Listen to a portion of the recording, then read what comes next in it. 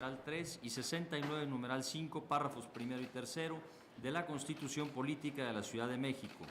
Tercero, se sobresee la acción de inconstitucionalidad 16/2017 promovida por el Partido Nueva Alianza respecto de los artículos 5, 15, 17, 19, 42, 54 y 55 de la Constitución Política de la Ciudad de México.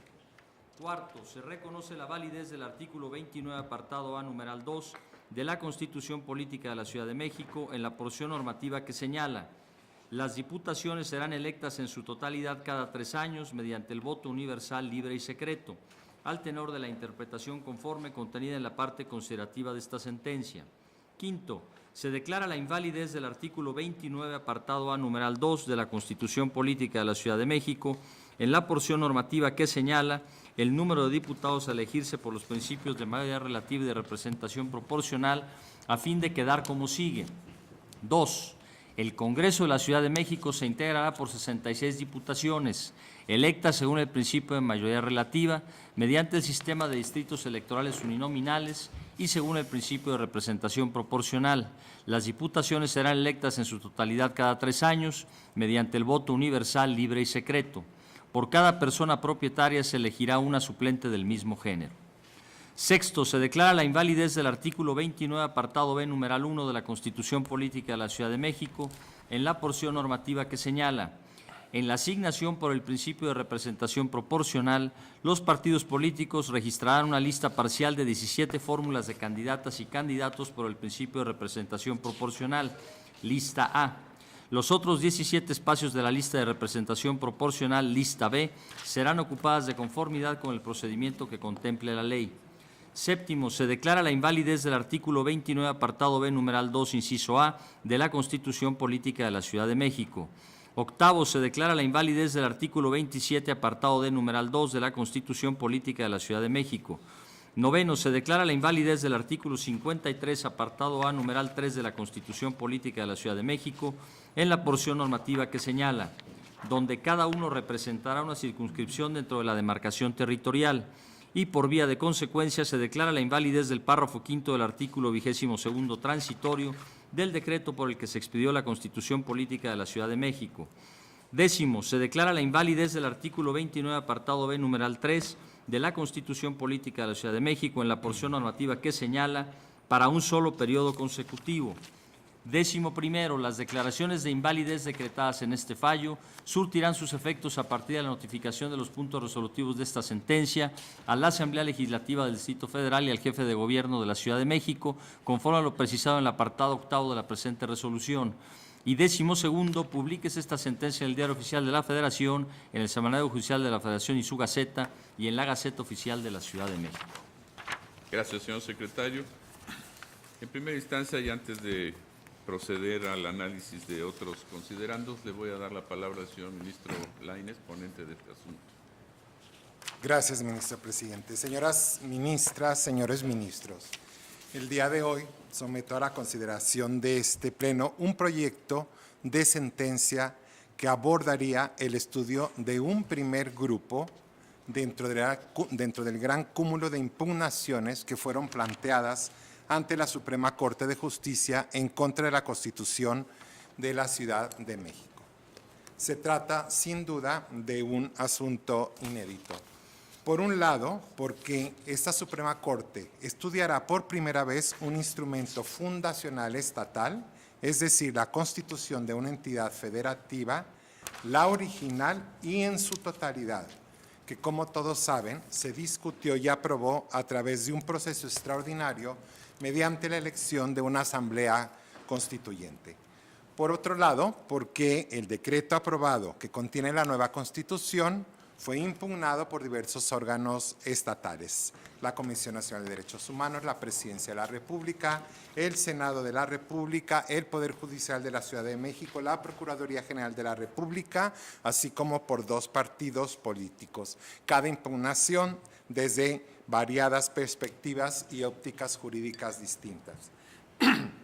Pero sobre todo, y en lo que interesa en cuanto a la intervención de este máximo tribunal, porque se nos plantea un gran número de interrogantes constitucionales respecto de muchísimos temas que no solo inciden en los aspectos de la vida política y social de los habitantes de esta ciudad capital, sino que van a implicar pronunciamientos jurisprudenciales de gran relevancia para la generalidad del sistema jurídico.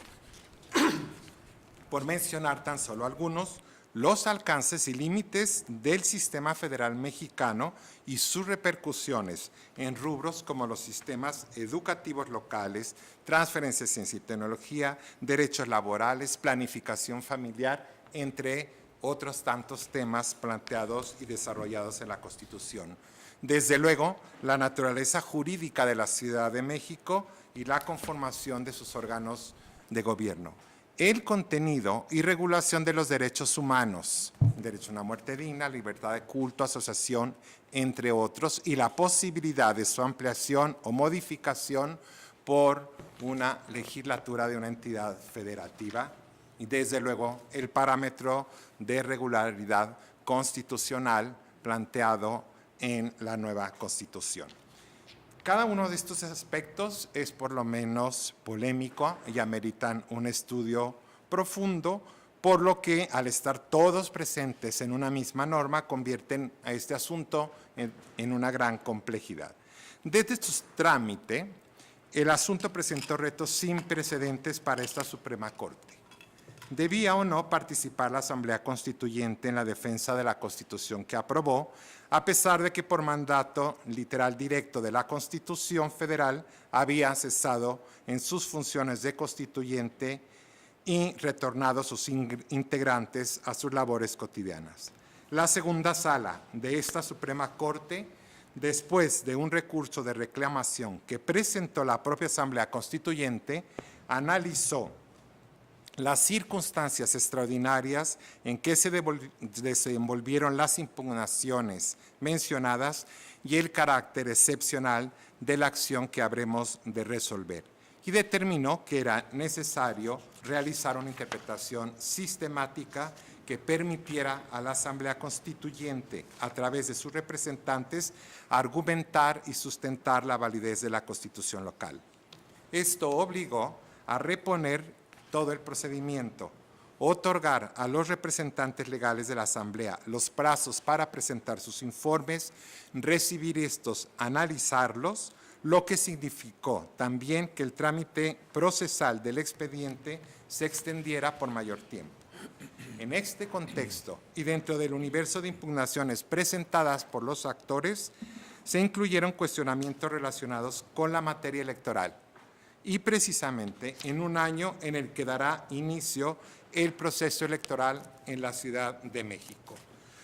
Dicho inicio está fijado por ley para la primera semana del próximo mes de octubre. Como ustedes saben, la ley ordena que la tramitación de las acciones de inconstitucionalidad en materia electoral siga reglas y plazos distintos para hacer más expedita su resolución, con el fin de que todos los cuestionamientos en el marco jurídico se decidan previo al inicio de las elecciones. Esta premura y, como señalé, el inminente comienzo del proceso electoral en la capital del país, aunado a la magnitud del resto de los más de 50 reclamos de inconstitucionalidad presentados, llevaría a esta Suprema Corte a dividir la resolución de este asunto en dos partes o momentos. En este primer proyecto se analizarían todos los conceptos de violación que están relacionados exclusivamente con la materia electoral, para que se cuente ya con el pronunciamiento del Pleno de la Suprema Corte de Justicia en dichos temas, sobre todo considerando un dato adicional, que la legislación electoral de la Ciudad de México, la legislación secundaria, ya fue también impugnada y por lo tanto también tenemos la obligación de decidir sobre su constitucionalidad a la brevedad posible. Este primer tramo de estudio se ocupa también de las impugnaciones que, de estar fundadas, impactarían en la invalidez o validez de toda la Constitución de la Ciudad de México. Son impugnaciones relativas al procedimiento legislativo y, por lo tanto, se tienen que analizar al inicio del estudio, porque, insisto, de declararse fundadas ya no sería necesario estudiar el resto de la Constitución. Conforme a este esquema, el resto de los planteamientos de inconstitucionalidad planteados en contra de la Constitución de la ciudad serán analizados por este tribunal en un momento posterior. Hasta aquí esta intervención general, ministro presidente. Muchas gracias, señor ministro. Entiendo que estamos todos de acuerdo con la metodología que se nos está planteando para que continuemos ahora con